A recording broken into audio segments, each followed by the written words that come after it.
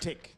Now, over the past couple of weeks, we have been talking a lot about esports, and now you can actually take it up as an extramural activity and get national colors for it. I'm joined by Jesse as well as Declan. Guys, welcome to the show. Oh, thank you. Thanks for being here. It's good to have you guys here. Now, tell me, Jesse, Yes. what made you take up esports? Well, esports was, I've always been a very sporty person, playing soccer, cricket, hockey, any sports basically.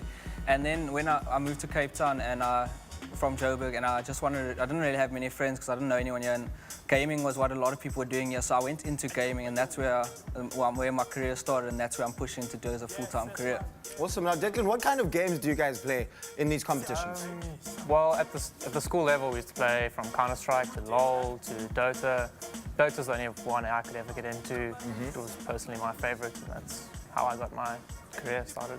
Awesome. Now, we hear that you can actually do it as an extramural and get not only provincial, but national colors for it. Tell me, what is the grading level for that, Jesse? So as soon as you get into your school levels, there'll be school tournaments as well as tournaments throughout the other ages. School tournaments, you can get your provincial school colors, you can get your national school colors, and obviously then you are the national school. So if other schools around the world want to play against you, play there.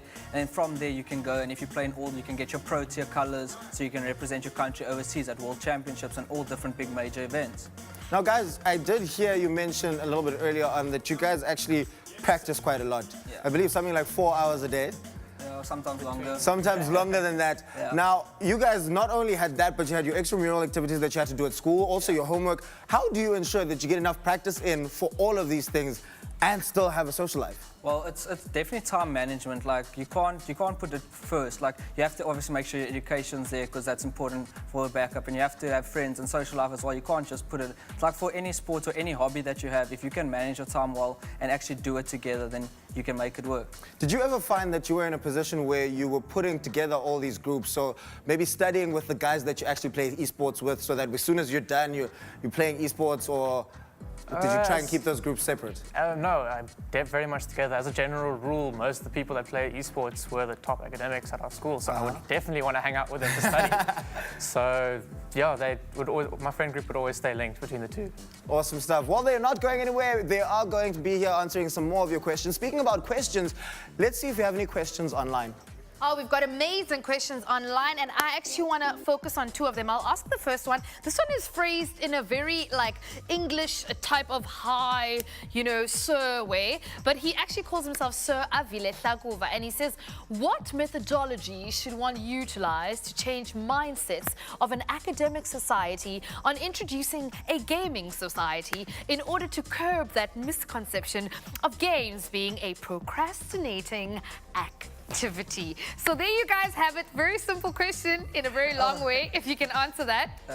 So that question, you guys heard it. How do you actually convince your teachers that this is good for the mind and not just a procrastinating activity? Well, I'm definitely not going to speak to my English teacher about it, but definitely, I think the way is, it's now that because it's up and coming, a lot of old school teachers are very traditional and all about traditional sports, which is what we've fought at with our school as well.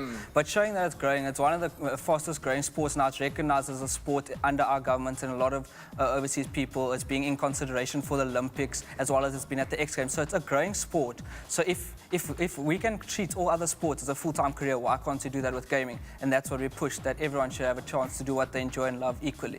Declan, do you see this being a full-on career for you, full-time? Personally, it was mostly for my school career. I really enjoyed it at school, but taking it full-time, I'd have to be a lot better than I am right now, and I don't have the genes, the genetics, to take it to a professional level much further out of school. All right, well, guys, it's absolutely great having you on the show, but one last question for you. Do you remember who your best friends were when you guys were in primary school, your first day?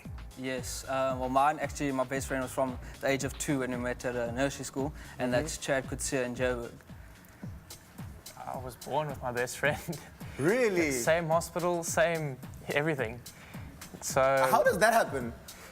Unless you guys were twins. No, we weren't. We had no affiliation with each other at all. Mother and father met at the hospital, and then that's how we became best friends. And we're still the same. Still best friends to this day. To this day. Oh man, that is absolutely amazing. My best friend on the first day of school had to be Rudy Buerta. He lent me his scissors, you know those ones that actually cut out shapes? Lent me his scissors on the first day of school and we were friends for a good 7 years. Shout out to you, Rudy. All right, but that wraps up our esports segment. Thank you very much, guys, for being here. And of course, if you still have any questions, we will answer them online. Be sure to send them through.